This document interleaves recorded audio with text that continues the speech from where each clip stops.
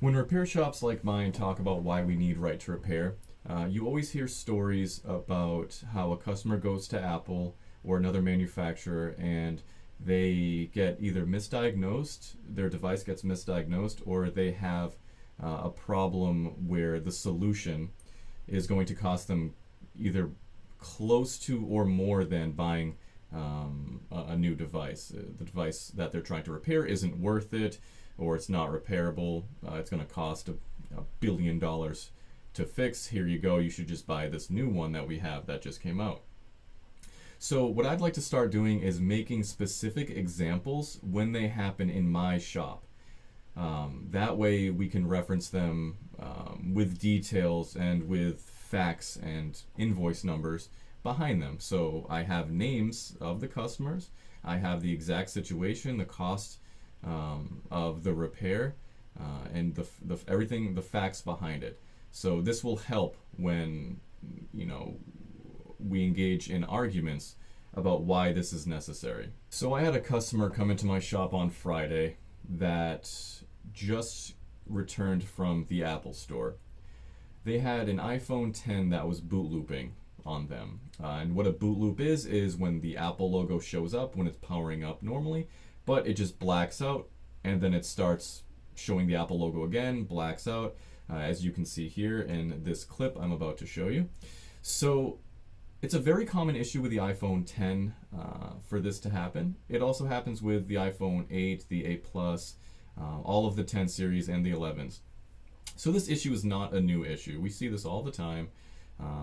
So if you're a technician that's been involved in the industry for the past 3 or 4 years, you know this problem, and you know what the usual solution is. The usual cause of this problem is the front-facing camera, the front-facing proximity sensor, which is attached to the screen. It's the little earpiece part, and on the iPhone 10, it is the speaker. There's the true depth sensor, I believe it is, and there's proximity sensor and the front-facing microphone.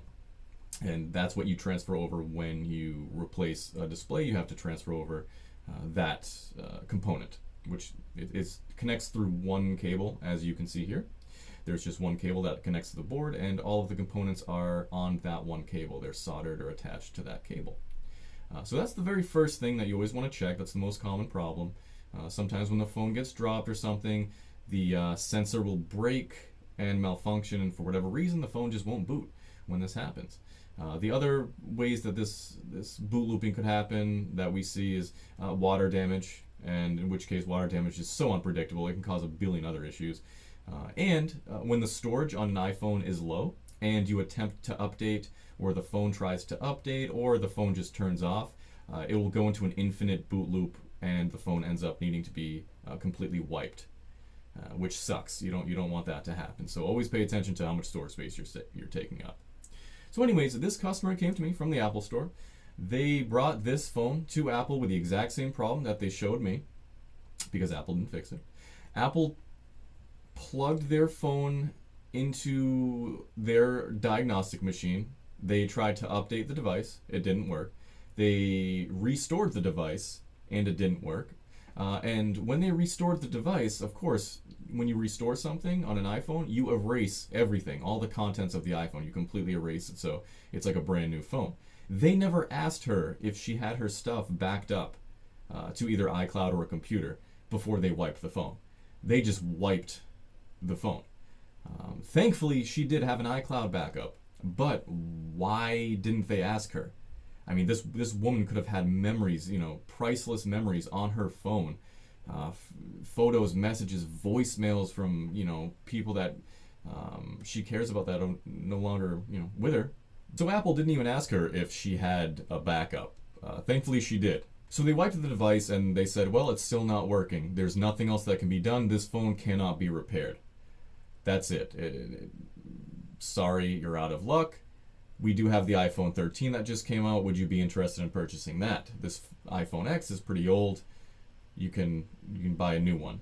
And she was skeptical. She said, well, you guys really, I don't feel like you spent that much time on the phone. Are you sure there's nothing wrong internally?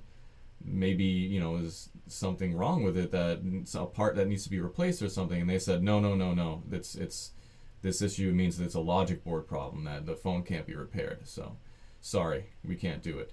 And as a technician, I hate when the customer says, well, you're sure it's this, it's that. But, I mean, that's kind of just... Her question was valid. Her question was, hey, like, you barely touched this phone and you didn't even open it up. You've done really nothing to it, and you're kind of jumping to a conclusion that's going to cost me $1,200 to get a new iPhone. So it was a valid question on her part. Anyways, she brings me the phone after the Apple store. She leaves the Apple store. She says, no, I don't want to buy a new phone. I'm going to see if I want to get a second opinion on this. I'm going to go elsewhere. So she came all the way to my shop, and she explained this to me, and I took the phone, and I knew right away, first thing to check, that front-facing earpiece, the microphone proximity sensor. First thing you always check. So I cracked the phone open in front of her, and I unplugged that cable. The phone boots right up. The phone was restored, so Apple did erase the phone. Even though it didn't boot up after they restored it, it did get wiped. So all her stuff was gone. She had to restore from an iCloud backup.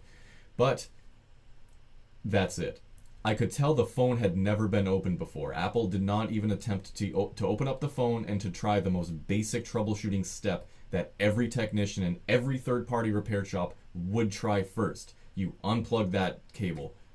That's it. Everybody knows that causes a boot loop. If that cable is malfunctioning, or if that any of the components on that cable is malfunctioning, you unplug that cable, and then you can troubleshoot. You can see, okay, well, is it the earpiece? Is it the microphone? What do we need to replace? Apple didn't even take that basic troubleshooting step. So that frustrates me, and that frustrated the customer, because this repair took me 10 minutes tops, and I did it right in front of her.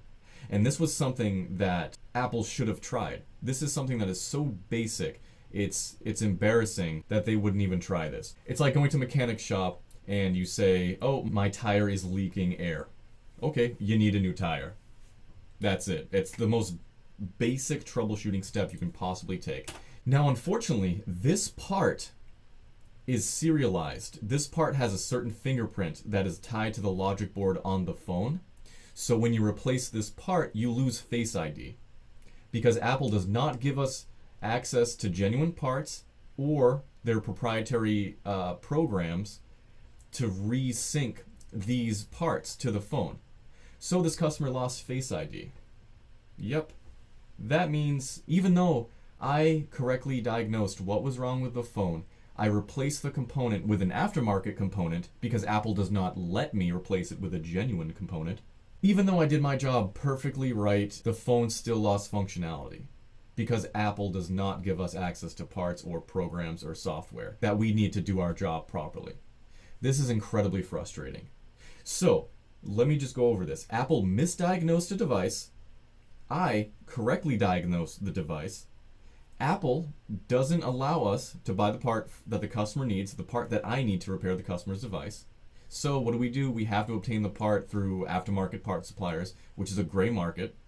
We replace the part in 5 minutes, and I can't restore function to the phone because Apple does not allow us to do that. They don't give us the software to do that. So this is incredibly frustrating, and this is a perfect example of why we need right to repair. I charged the customer $60 for this entire repair. Apple was going to make her buy a new phone that was $1,300. If they were to offer this repair, it would cost her around $280 because when they replaced the screen on the iPhone X, which is a $280 fix, when they replaced the screen, they replaced that component with the screen because they have the ability to just reprogram the screen and that component to make it work properly. That's $280. I did this for $60. Imagine if this woman had data on that phone that could not be lost. She could not afford to lose it, or she, priceless stuff, dead relatives, the voicemails, text messages, photos, baby pictures, something. Imagine that she had on this phone and Apple just completely disregarded it. Sorry, phone can't be repaired, buy a new phone. That's not right. That is not right. It's I mean, Jesus Christ, it's like bringing your cat to the vet because they have a knot in their hair, and the vet says, "Sorry, this cat's dead. Yeah, you can't. No, this cat's not. No, can't do it. No, it doesn't. No." Because hey, there are priceless things inside phones, things that people just can't afford to lose, and of course people should be backing their stuff up, but not everybody does. We don't live in a perfect world. Not everybody's perfect, and they back their stuff up. So this is incredibly frustrating, and I wanted to share it, and it's my first video on this subject. So yeah, we need right to repair.